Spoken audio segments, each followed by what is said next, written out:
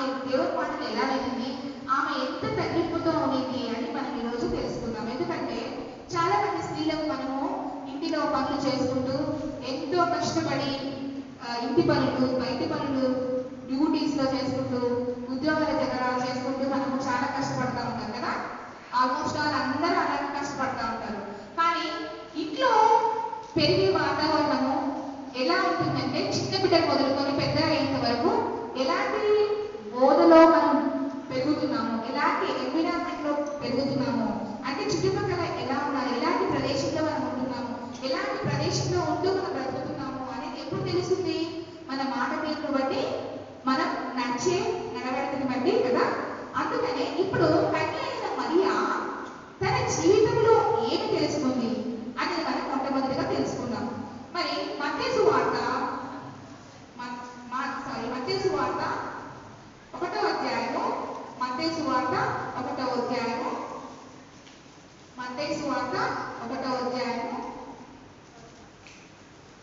21వ వచనం చదువుతాం.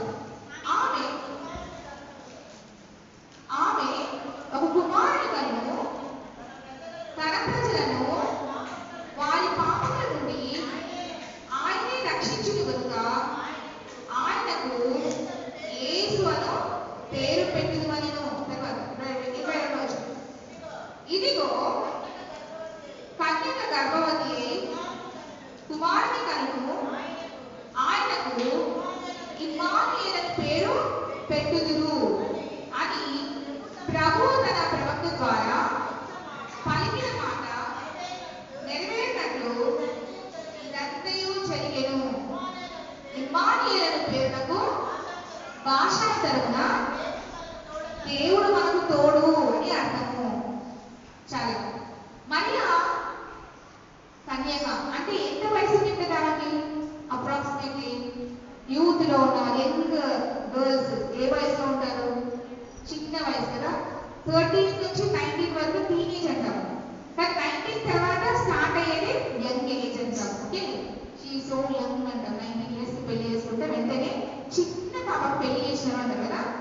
కానీ ఇక్కడ ఏం జరిగింది?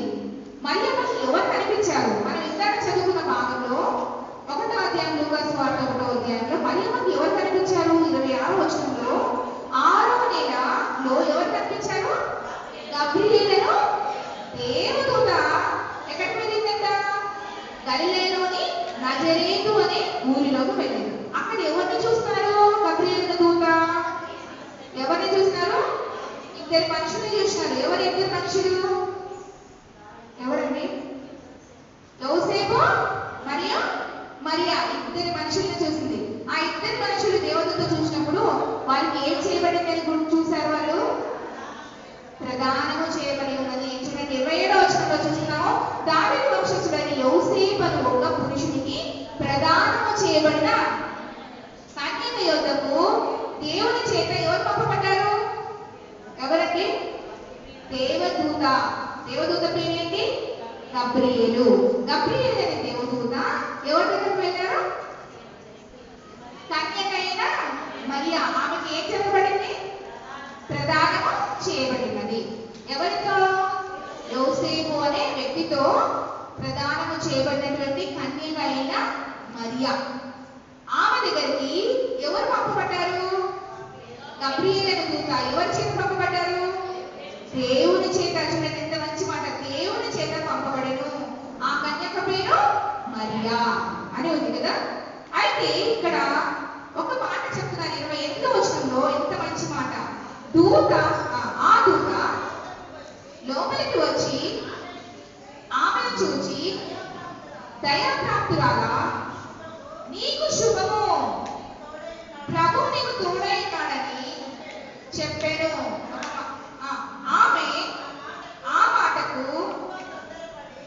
తొందరపడి శుభవచనమేమని అని ఆలోచించుకొనుచుండగా దూత, మరియా భయపడకుము, దేవుని వద్ద నీవు కృప పొందితివి. ఇదిగో గర్భము ధరించి కుమారుని కని ఆయనకు యేసు అను పేరు పెట్టుదు. ఒక నిమిషం. అంటే ఇక్కడ ఏమనేది? దయాప్రాప్తురాలా నీకు శుభము అని చెప్పింది. చెప్పిన వెంటనే చెప్పిన తర్వాత నెక్స్ట్ ఏమది, ప్రభువు నీకు తోడై ఉన్నాడు అని చెప్పిన వెంటనే ఆమె ఆ మాటకి ఏమైంది, తొందరపడిందంట. తొందరపడి ఇంకా ఏం జరిగింది, బహుగా తొందరపడి తర్వాత ఏం చేసింది ఆమె, ఈ శుభవచనం ఏమిటో అని ఆలోచిస్తా ఉంది. ఆలోచనలో పడిపోయింది. మానవ శరీరంలో ఉన్న వ్యక్తి ఎవరు, కన్యక అయిన మరియ. ఆమె మానవ లక్షణం చూపించింది. ఏమని, ఎప్పుడైతే దేవుని దూత దయాప్రాప్తురాలా నీకు శుభమని చెప్తే ఆమె వెంటనే ఏమని ఆలోచిస్తుంది, బహుగా తొందరపడి. చాలా మంది స్త్రీలకు మనం ఏం చేస్తాము, తొందరపాటు ఎక్కువ కదా. ఆలోచన శక్తి తొందరగా ఉండదు. ఆలోచన శక్తి తొందరగా ఉండదు. కానీ ఏది తొందరగా ఉంటుంది, ఏ విషయమైనా ఎవరైనా చెప్తే వెంటనే ఏం చేస్తాం, మనము తొందరపడి ఊహించేసుకుంటాం. ఆ మాట ముందే చెప్పేస్తారు కదా అని ఊహించేసుకుంటాం కదా. అలా ఊహించేసుకొని వెంటనే వాళ్ళు ఇంకా కంప్లీట్ చేయకపోతే మనకు ఆన్సర్ తెలిసిపోయినట్టే మాట్లాడేస్తా ఉంటాం. అంటే మిమ్మల్ని అనడం లేదు, చాలా మంది అంటున్నారు అంతే. సో స్త్రీలలో ఉన్నటువంటి ఒక నైజం ఏంటంటే, ఒక గుణం ఏంటంటే, ఒక లక్షణం ఏంటంటే తొందరపాటు. ఇక్కడ కూడా ఏమైనా బహుగా తొందరపడిందట. ఎవరు, మరియా బహుగా తొందరపడి ఈ శుభవచనం ఏమిటో అని ఏం చేస్తుంది, ఆలోచిస్తుంది. ఏం చూపించిన లక్షణము, ఏం లక్షణం చూపించింది, తొందరపాటు లక్షణమా. మానవ శరీరంలో ఉంది కాబట్టి మానవుని లక్షణం చూపించింది. తొందరపాటు ఎవరికి వస్తుంది, ఎక్కువ మనుషులకే కదా. మనం ఆలోచించే శక్తి లేకుండా మనం ఏం చేస్తామంటే త్వరగా తొందరపడి త్వరగా ఏం చేస్తామో, ఏదో చెప్పబోతుందేమో వింటున్నామా, దయాప్రాప్తురాలని శుభమని చెప్పిని గబ్రియేలు దూత, మరి ప్రభువునికి తోడై ఉంటాడని కూడా చెప్పన్నాడు కదా. మరి ఏంటి ఈ శుభవచనం ఏంటి అని మానవ నైజంతో, ఆ లక్షణం మానవునికి ఉన్నటువంటి లక్షణముతో ఆవిడ ఏం చేసింది, ఆలోచన చేసింది. బహు తొందరపడి ఆలోచన చేసింది. తర్వాత ఆమెలో ఉన్నటువంటి రెండవ లక్షణం చూద్దాము. చూడండి, 31వ వచనం. ఇందుకో నీవు గర్భము ధరించి కుమారుని కని ఆయనకు యేసు అను పేరు పెట్టుదువు. తర్వాత 33, ఆయన గొప్పవాడై సర్వోన్నతుడైన కుమారుడు అనబడును. ప్రభువైన దేవుడు ఆయన తండ్రి అయిన దావీదు సింహాసనమును ఆయనకిచ్చును. ఆయన యాకోబు వంశస్థులను యుగయుగములు ఏలును. ఆయన రాజ్యము అంతము లేనిదై ఉండునని ఆమెతో చెప్పాను. చూడండి, ఈ మాట చెప్పాడు కదా దేవుని దూత గబ్రియేలు దూత. ఎప్పుడైనా కానీ మంచి వార్తని, శుభవార్త తీసుకొని వస్తారు అనమాట. ఎప్పుడైనా కానీ, ఎవరికైనా. ఇప్పుడు కూడా మన మధ్యలో శుభవార్త ఎవరు వేస్తారు, దేవుని దూతనే. యేసు ప్రభు మన మధ్య సంచరిస్తుంటాడు. దేవుడే పంపిస్తాడు దూతల్ని మన దగ్గరికి. మనల్ని చుట్టూ కాపాడడానికి కూడా మనం వెళ్తున్నప్పుడు వస్తున్నప్పుడు ఎవరుంటారన్నారు, బైబిల్ గ్రంథంలో ఉంది కదా. నీ రాకపోకలు అంటే ఎవరు కాపాడతారు, దేవుడు మనల్ని కాపాడుతున్నాడంటే అక్కడ ఎవరున్నారు, దేవుని దూతలు. దేవుని దూతలు మన చుట్టూ ఉంటారంట. మన చుట్టూ ఉంటూ వాళ్ళే కాపాడుతూ ఉంటారు. మనల్ని ఏ హాని చెందకుండా కాపాడతారు. ఇక్కడ కూడా గబ్రియేలు దూత ఏం చేసింది, మంచి శుభవార్త తీసుకొని వచ్చింది. మంచి వార్త తీసుకొచ్చింది. శుభవార్త అంటే మంచి వార్త, శుభవార్త అంటే మంచి వార్త తీసుకొని వచ్చి ఆ కుమారుడు ఎలా ఉంటాడు, ఏం చేస్తాడని, రాజు అయిపోతాడు అంత చెప్తామంటే ఆమె చూడండి ఎంత క్వశ్చన్ వేసింది. చూడండి ఒకసారి 34వ వచనం చదువుతున్నాను. చూడండి, అందుకు మరియా నేను పురుషుని ఎరగని దాన్నే, ఇది లాభ జరుగునని ఏం చెప్పింది, దూతతో చెప్పింది. వెంటనే చూడండి, ఫస్ట్ మానవుని లక్షణం చూపించింది. ఏమని, తొందరపాటుతో ఆలోచన శక్తి లేకుండా ఏం చేసింది, మానవుని లక్షణం చూపించేసింది. ఏంటి, ఇంకా మనం ఆలోచించకముందనే త్వరపడి మాట్లాడే విధానం చూపించింది. రెండవది ఏమిటంటే, ఆమె శరీరానుసారంగా జీవిస్తుంది కాబట్టి, శరీరంతో జీవిస్తుంది కాబట్టి, ఆమె కన్యక అని ఆమెకు తెలుసు కాబట్టి ఆ లక్షణం చూపిస్తుంది. ఏమని లక్షణము, కన్యక అని లక్షణము. ఇక్కడ చూడండి ఎందుకు చెప్తుంది, చూడండి 34వ వచనంలో క్లియర్ గా ఉంది. నేను పురుషుని ఎరగని దానని. అంతవరకు పురుషుడంటే ఎవరో కూడా తెలియదు, ప్రదానం చేయబడినది. కానీ నేను పురుషుని ఎరగని దానిని. చూడండి, ఇది ఎలాగో చెందినని దూతతో అనగా దూత పరిశుద్ధాత్మ నీ మీదకి వచ్చును, సర్వోన్నతుని శక్తి నిన్ను కమ్ముకొను కనుక పుట్టబో శిశువు పరిశుద్ధుడై దేవుని కుమారుడనబడును. మరియు నీ బంధువురాలు ఎలిజబెత్ కూడా తన వృద్ధాప్యమందు ఒక కుమారుని గర్భము ధరించి ఉన్నది. గొడ్రాలనబడిన ఆమెకు ఇది 6వ మాసము. తర్వాత చూడండి, నెక్స్ట్ లైన్ ఏముంది? దేవుడు చెప్పిన ఏ మాటలను నిరంతరం కానేదని ఆమెతో చెప్పెను. అప్పుడు ఎంత మంచి మాట! ఫస్ట్ ఏమైంది? మానవ లక్షణం చూపించింది. రెండవది ఆమె కన్యక అని గుర్తెరిగింది. నేను కన్యకని కదా, పురుషుని ఎరగని కదా అని చెప్పేసి ఆ లక్షణం కూడా చూపించింది. కన్యక పిల్లలు పుట్టరు, కన్యకి పిల్లలు పుడతారా? లేదు కదా. కానీ దేవుడు చెప్పినట్టు చూడండి, ఎంత మంచి మాట చెప్పినాడు. లాస్ట్ లో చూడండి, దేవుడు చెప్పిన ఏ మాటైనను నిరర్థకము కానేరదు. ఎందుకు? మన దేవుడు గొడ్రాలు వంటి గర్భమును కూడా తెచ్చినాడు. ఎవరు? జకర్యా ఎలిజబెత్ వాళ్ళకి అని చెప్పారు. దేవుడు దూతనే చెప్తున్నాడు ఇక్కడ. గబ్రియేలు దూత 6వ మాసం అంటే వారికి అని ఇన్ఫర్మేషన్ ఇచ్చినాడు. చెప్తూ దేవుడికి ఏది నిరర్థకమో, దేవుని మాట ఏది కూడా నిరర్థకము కానేరదు అని చెప్పేశారు.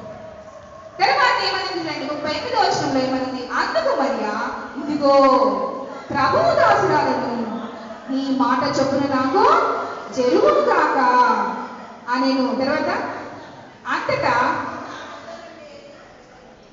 దూత ఆమె యొద్ద నుండి వెళ్ళిపోయింది. తర్వాత ఆమె గుర్తించింది ప్రభువు దాసురాలను. చాలా మంది ఏమని పెట్టుకుంటారు? క్రీస్తుదాసు, యేసుదాసు, ప్రభుదాసు అని పేరు పెట్టుకుంటారు కదా. ఇక్కడ ఏమని ఈమె కూడా నేను ప్రభువు దాసురాలను అనేసి వెంటనే ఆమె తగ్గించుకొని దైవ లక్షణం చూపించింది. మొట్టమొదటిగా మానవ లక్షణం చూపించింది. రెండవదిగా కన్యకగా ఆమె, నేను ఈ లోకంలో కన్యకను కదా మరియమ్మ నేను, కానీ నేను కన్యకను కదా, నాకు ఎలా కుమారుడు పుడతారంటే దేవుడికి ఏది కూడా అసాధ్యం అంటూ లేదని చెప్పి దేవుడితో చెప్తే ఆమె వెంటనే అంగీకరించి దీనత్వముతో హంబుల్గా ఇంత మంచిగా తగ్గిపోయి ఆమెలో ఉన్నటువంటి దీనత్వం చూపించింది. అవును, కరెక్టే కదా. అప్పుడు ఆలోచింది. ఫస్ట్ తొందరపడింది, తర్వాత ఆమె మళ్ళీ కన్యకాన్ని గుర్తిరిగింది, తర్వాత మూడవది దైవ లక్షణం చూపించింది. ఏంటి దైవ లక్షణం అంటే? ప్రభువు దాసురాలను, నేను నీకు దాసురాలను. ఏం చెప్తుంది? ప్రభు దాసురాలను. తర్వాత ఏం చెప్పింది? నెక్స్ట్ లైన్ ఏముంది? నేను ప్రభు దాసురాలను, నీ మాట చొప్పున నాకు జరుగుగాక అని చెప్పింది. చూడండి, దేవుడు ఎంత మంచిగా అదే కన్యకైన మరియా ఆమెలో చూపించినటువంటి ఆ 3 లక్షణాలు మనలో కూడా ఉంటాయి. చాలా మటుకు మనలో శరీరాశ, నేత్రాశ, జీవబుధముతో బాధపడుతూ ఉంటాం. యేసు ప్రభు ఈ లోకంలో ఉన్నప్పుడు కూడా ఎన్ని రోజులు ఉపవాసం ఉన్నాడు? 40 రోజులు ఉపవాసం ఉన్నాడు. ఆ తర్వాత ఏం జరిగింది? సాతాను వచ్చి 3 రకాలుగా ఆశ చూపించాడు. శరీరాశ, నేత్రాశ, జీవబుధమం. సేమ్ ఇక్కడ కూడా అలాగే జరిగింది. ఆమె శరీర లక్షణం చూపించింది, తర్వాత కన్యక అనే లక్షణం చూపించింది, తర్వాత ఆమె దైవ లక్షణం చూపించింది. ప్రభు దాసులని ఆమె ఒప్పుకుంది. మనం కూడా అంతే. మనం ఈ లోకంలో జీవిస్తున్నామంటే మనం కూడా ఎప్పటికీ కూడా ఈ లోకంలో మనం ఇంతమంది ఉన్నాం. కొంతమంది ఏం చేస్తారు తెలుసా? స్త్రీలు ఏం చేస్తుంటారు అంటే, నా వరకు వచ్చింది కాబట్టి చెప్తున్నాను, ఎగ్జాంపుల్ చెప్తున్నా, ఓన్లీ ఎగ్జాంపుల్ చెప్పి ముగిస్తాను. ఒక పాస్టర్ దగ్గరికి పోయి ఒక స్త్రీ ఏమన్నదంట, అయ్యా ఆమె చూడు ముసుగు వేసుకోదు తల మీద, ఆమె చూడు బైబిల్ చదువుకోకుండా, బైబిల్ చెప్తుంటే బైబిల్ చూసుకోకుండా ఫోన్ పట్టుకొని చూస్తుంది, ఆమె చూడు ఈమె చూడు ఆమె చూడు ఈమె చూడు అని చెప్తా ఉందంట. పోయి ఎవరికి? పాస్టర్ గారికి. ఆ పాట ఏమిగా పాడింది అని చెప్తా ఉందంట. ఎవరికి చెప్పింది? పాస్టర్ గారికి చెప్పింది. చెబితే ఆయన ఒక్కటే ఒక మాట అన్నాడంట, అమ్మా నేను నీకు ఒక మాట చెప్తాను, ఏంటంటే ఒక గ్లాస్ నిండా నీళ్లు పట్టుకొచ్చుకో అన్నాడంట. ఏమి? గ్లాస్ నిండా నీళ్లు పట్టుకొచ్చుకో అన్నాడంట. గ్లాస్ నిండా నీళ్లు పట్టుకొని వస్తే ఏమైందంట? ఆయన ఏం చెప్తాడా? ఆ నీళ్లు తీసుకొని మధ్యలో చుట్టూ తిరిగిరా, మళ్ళీ నా దగ్గరికి రా, ఒక్క చుక్క నీళ్ళు పడకుండా తీసుకురా అన్నాడు. ఏమన్నాడు? ఒక్క చుక్క కూడా ఆ గ్లాస్ లో వచ్చి నీళ్లు పడకూడదు, ఆ గ్లాస్ లో నీళ్లు ఉండాలా, ఒక చుక్క నీళ్ళు పడకుండా మధ్యలో చుట్టూ రౌండ్ వేసుకొని మళ్ళీ నా దగ్గరికి రా అంటే, ఆమె మాస్టర్ గారు పని చెప్పినాడే అని చెప్పేసి గ్లాస్ నిండా నీళ్లు ముంచుకుంది. ఇంత ఇట్లా అంటే పడిపోతే అంత ఫుల్గా నీళ్ళు తీసుకొని వచ్చుకొని సార్ తెచ్చిన సార్ అంటే తిరిగి రౌండ్ కొట్టురాకు అంటే రౌండ్ కొట్టేసి వచ్చింది. వచ్చిన తర్వాత ఏమ్మా పోయించినావా? పోయించిన. ఏం జరిగింది? నీళ్ళు నువ్వు ఒక్క డ్రాప్ కూడా పడకూడదన్నావు, ఒక్క చుక్క కూడా కింద పడే కూడా తీసుకొచ్చిన సార్ అని. ఏంటమ్మా నడుచుకుంటూ పోతే తింటే కదుగుతాను, కొంచెమైనా కదుగుతాను కదా, గ్లాస్ నుంచి నీళ్ళు పడుకోవా అంటే లేదయ్యా పడకుండా తీసుకొచ్చిన, ఒక్క చుక్క కూడా పడకుండా తీసుకొచ్చిన. మరి ఇందేమ్మా వాక్యం చెప్తున్నప్పుడు ఏం చేయాలా? వాక్యం మీద దృష్టి పెట్టాలా? నీకు ఎంత దృష్టి చూడు, నీళ్ళు పడకూడదు, గ్లాస్ వచ్చి పక్కకి దాని మీద కాన్సన్ట్రేషన్ పెట్టుకో, ఇట్లే పోయించినావు కదా, మెల్లగా పోయి వచ్చినావు నా దగ్గరికి, అటు ఇటు చూడకుండా పోయించినావు కదా, ఆ గ్లాస్ లో ఒక డ్రాప్ కూడా పడకుండా జాగ్రత్తగా తీసుకొని వచ్చినావు కదా. సో అట్లనే బైబిల్ వాక్యం చెప్తున్నప్పుడు అటు ఇటు చూడొద్దు. వాళ్ళిట్లా వీళ్ళిట్లా చేస్తున్నారు, మొబైల్ చేస్తున్నారు, చాటింగ్ చేస్తున్నారు, మెసేజ్ చేస్తున్నారు, నిద్రపోతున్నారు. అవసరం లేదు. స్త్రీలకి మనకు అవసరమే లేదు. నేను ఈ మాట ఎందుకు చెప్పాలనుకుంటే నా దృష్టికి వచ్చింది ఒక విషయం కాబట్టి చెప్తున్నాను, మీరేమనుకోవద్దండి. Not all people are like this. కానీ ఒకరు నాకు ప్రత్యేకంగా వాళ్ళిట్లా చెప్పడం వల్ల సమయం ఏమనుకుంటుంది? చెప్పింది ఎవరో కాదు, ఒక్కరే అన్నారు కదా. అందుకోసమని నేను చెప్తున్నాను, మనమైతే ఎప్పుడైతే వాక్యం పై చూస్తూ వింటూ ఉంటామంటే we don't bother about others. మన పక్కన వాళ్ళ గురించి పట్టించుకోము. ఏం చేస్తాము? ఈ బైబిల్ గ్రంథం చూస్తూనే ఉంటాము, లేదంటే వాక్యం చెప్పే పాస్టర్ సైడ్ పాస్టర్ బయట చూస్తాం, లేదంటే ఏం చేస్తాం? ఇటు పక్క వాళ్ళు ఏం చేసినారో అవే చూసుకుంటాం. వాక్యం మాత్రం ఎక్కించుకో. ఇప్పుడు కూడా నేను చెప్పిన 3 లక్షణాలు మనలో ఉండేది 3 లక్షణాలు మీరు వెళ్ళి ఇతరులకు కూడా చెప్పాలని చెప్తున్నాను. మీరు ఎంత మాత్రం విన్నారో ఒక్కసారి లాస్ట్ రివైజ్ చేసుకుందాము. దేవుడు కన్యకైన మరియకు ఉన్నటువంటి 3 లక్షణాలు మన మధ్యలో బయలుపరిచినాడు కదా. మొట్టమొదటి లక్షణం ఏంటి? మానవుని లక్షణము. రెండవ లక్షణం ఏంటి? కన్యక. అది గుండె రీతిగానే కన్యక అని ఆమె లక్షణం చూపించింది. తర్వాత మూడవ లక్షణం ఏంటి? ఏం చెప్పిందమ్మ మూడవ లక్షణం? దైవ లక్షణం. ఎట్లా చూపించింది దైవ లక్షణం అని? ఎలా చూపించింది?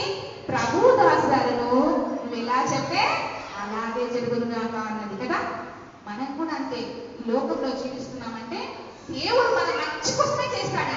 దేవుడు మనం చెడుగు చేయడు, మనం చేసుకుంటాం చెడు క్రియలు, అంతేగాని దేవుడు మనకు మంచిగా చేయడానికే చూస్తాడు. కాబట్టి మనలో ఏవైనా ఈ లక్షణాల్లో ఏమైనా తొందరపడటం కానీ, మానవుడిని కొరకు ఆలోచిస్తున్నా మనం ఇంట్లో ఉన్నాం కదా అని ఆలోచించుకోకుండా ఏ లక్షణం ఉండాలి? మూడవ లక్షణము దైవ లక్షణం కలిగి జీవితం.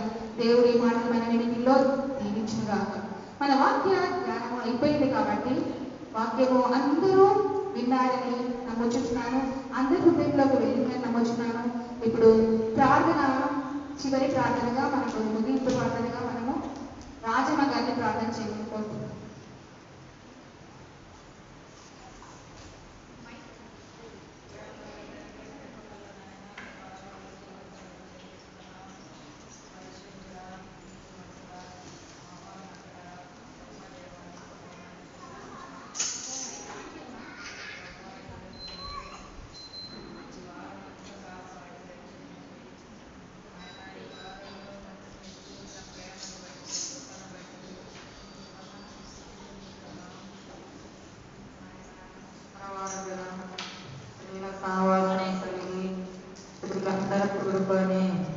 మరి ఇక్కడ చూడుకున్నందుకైతే